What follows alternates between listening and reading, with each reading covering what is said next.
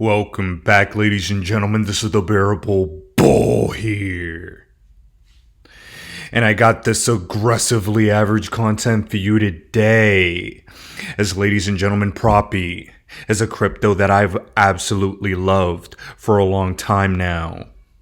You guys all know I love myself some XRP, and I report on it every single day. But Propy is a crypto I've been recommending to my Udemy students since 25 cents. And recently, over the past month, I've been begging people at the top of my lungs from 30 to 35 cents to pick this baby up. And within a day, it's up to 77 cents. Up 105% on the day. And even in my previous OnlyFans video, I told every single one of you to continue to accumulate it because I knew some powerful news was coming for this token and some powerful price action was inevitable. Propy is responsible for the first real estate transaction as an NFT on the planet, as well as numerous NFT transactions here in the United States. They're by far the best real estate crypto in the world, in my opinion. And this is not financial advice, and I am not a financial advisor, but you should continue to have this baby on your radar for the remainder of the bull market. And tokens like this are the reason why I continue to have my OnlyFans, because Propy is a high-risk crypto. And there are others I've mentioned within my OnlyFans community that are high-risk cryptos. But the reason I have these platforms is to help protect my audience that may be fly-by-night fans that maybe just see a crypto and put money in it without thinking. I have cryptos like this on this platform to protect against the level of risk they are. But at the end of the day, for the most part, I do believe in every coin that I put in front of you in one way or another. And going into 2024, you're going to want to have a mentor by your side that's been through the 2017 cycle, that's been through 2020, 2021, that's been through Terra Luna and FTX imploding. Because I have my ears to the streets. And there are still cryptos that I recommended on my OnlyFans a couple days ago that are still suppressed that could make a Propy-like move soon. If you want to take a look, that's onlyfans.com/thebearablebull. And you're welcome in advance. Crypto Mason is a content creator also letting people know about Propy as a real estate gem. Exploding over the past 30 days is an understatement. And a big thank you to you for acknowledging that I've been talking about this for a long time. Ladies and gentlemen, there will be numerous niches within the crypto space that will be exploding in 2024. Not just XRP, not just ISO coins, gaming, AI, real estate. NFTs will make a comeback. Hell, Donald Trump just came out with his third NFT collection a day. This technology is evolving, and the liquidity is returning to the market. Plant your seeds in this space before it's too late. And I promise you, it will be worth it. Now, someone who's gained a lot of traction on this channel specifically is Raoul Pal. And John Deaton. Had the pleasure of interviewing Raoul Pal, one of my favorite macro analysts. John Deaton stated all the XRP community ever wanted was a level playing field. No more, no less. And I want you all to look at Titans talking about XRP and acknowledging the strength of this community because you're all a part of it. Intellectually, I have a hard time with the concept that there's only going to be one network, that there's only going to be one blockchain. That to me, it just doesn't sound, it's almost anti-American. We want competition, we want free markets, and let the best tech win, and if that's Bitcoin and Bitcoin becomes all and everything, and then great. And if it's not, fine. If it's the store of value and the digital code is its narrative forever, then fine. And so I just had a hard time staying intellectually following. Well, also, the weird thing is, somehow that community's got itself tied up in knots where, Bitcoin has a very clear narrative. It's a super secure chain. It's battle tested. Absolutely. Everyone knows what it is. That's all you need. But what they've then said is, well, nothing else should have value, which is this kind of intellectual weird place to end up. Right. Because these other things are networks of which people are building entire businesses, use cases, DeFi system, NFTs, all of this stuff, stable coins. That's not happening on Bitcoin. These are different types of use cases for a blockchain.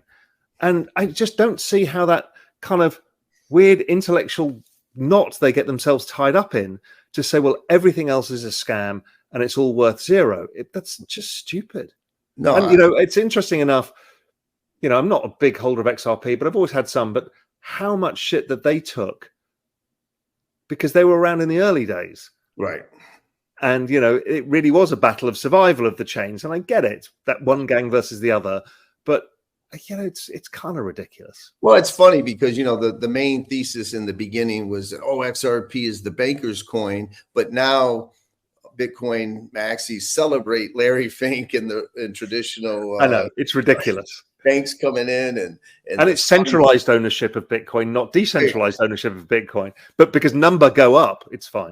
Well, that's really what it comes down to. And ladies and gentlemen, I 100% agree with what Raul Paul had to say.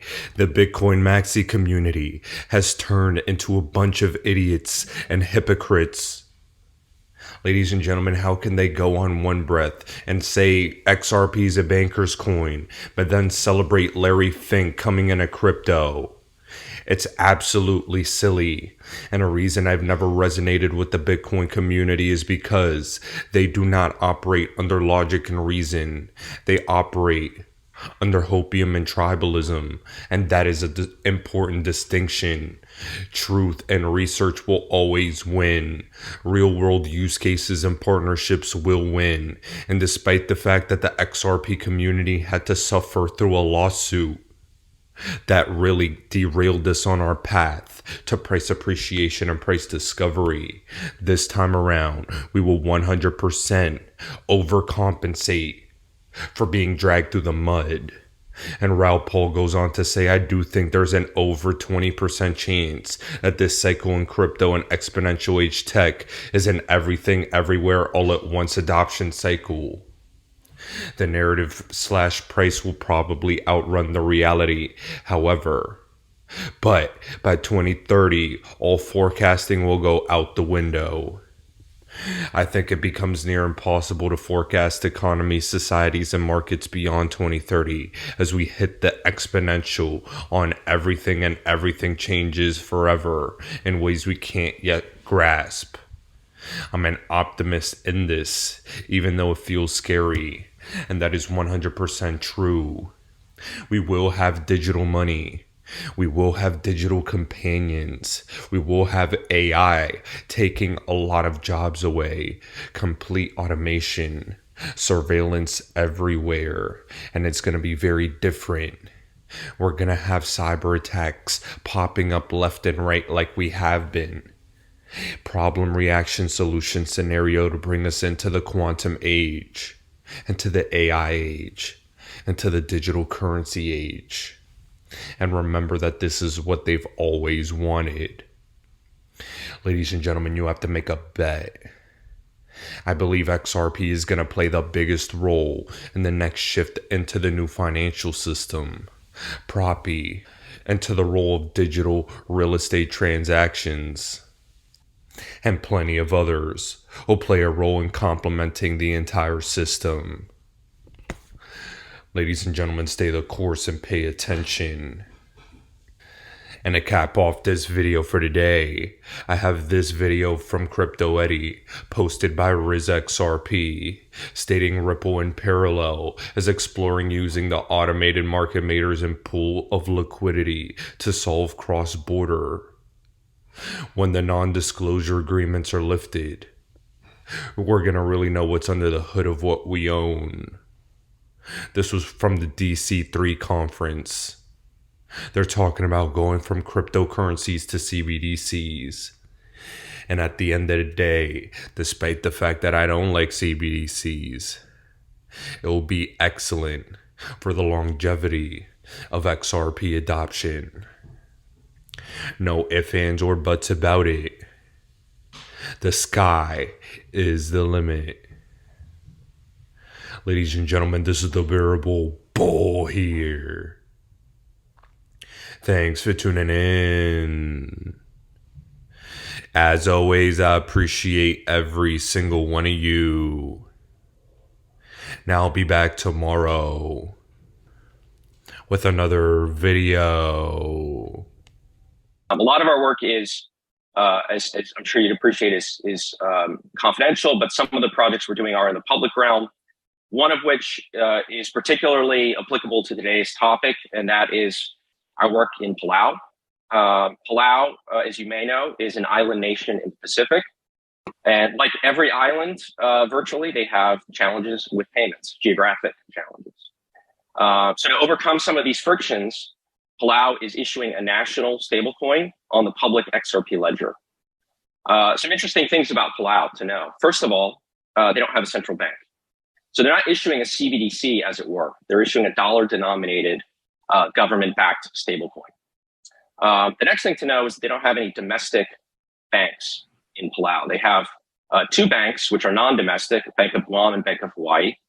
And it's not exactly a profit center for those banks to be there. So a big portion of the citizens in the island are underbanked. I think it's also worth mentioning that in Palau, the government is the primary employer. And you might think of any municipality in the US, a county where there's a major corporation or a military base that generates the majority of the economic activity in that particular market. And that parallel holds true in Palau with the government.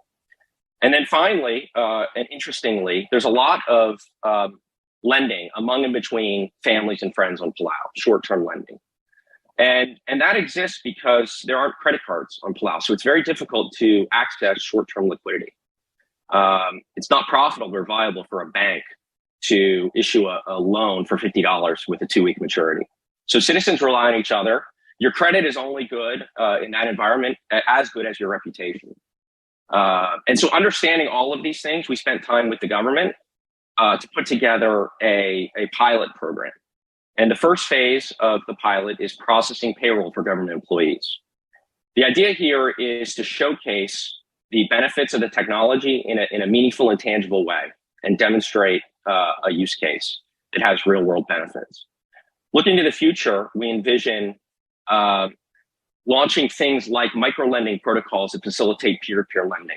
Now, that's not something that can currently be done in Palau, but using this technology, it can be done fast, cheap, securely, and it will be beneficial, cost-effective for the provider, and financially beneficial for the citizens of Palau. So imagine a scenario where, for example, the Bank of Guam decides to structure a liquidity pool, which enables it to provision new services, generate revenue to the citizens on the island, and equally, maybe scale down their brick and mortar footprint as a cost savings. On the other hand, the citizens of Palau can access the liquidity pool to create credit, access short-term liquidity, and use future government payrolls as collateral for any loans they obtain. And they can also pledge money into the liquidity pool to earn interest. So these are things they can't currently do. When I think about using technology and stablecoins to enable financial inclusion, this is exactly the kind of use case that I think Ripple is focused on. And it's the kind of thing we're seeing opportunities like this all around the world. My one takeaway from engagements like this, and it holds true everywhere we go, is that there is no one-size-fits-all solution to addressing these problems.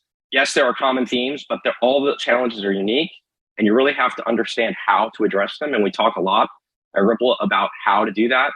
That's the hard part. That's the fun part. But I think that's where we will have our greatest impact.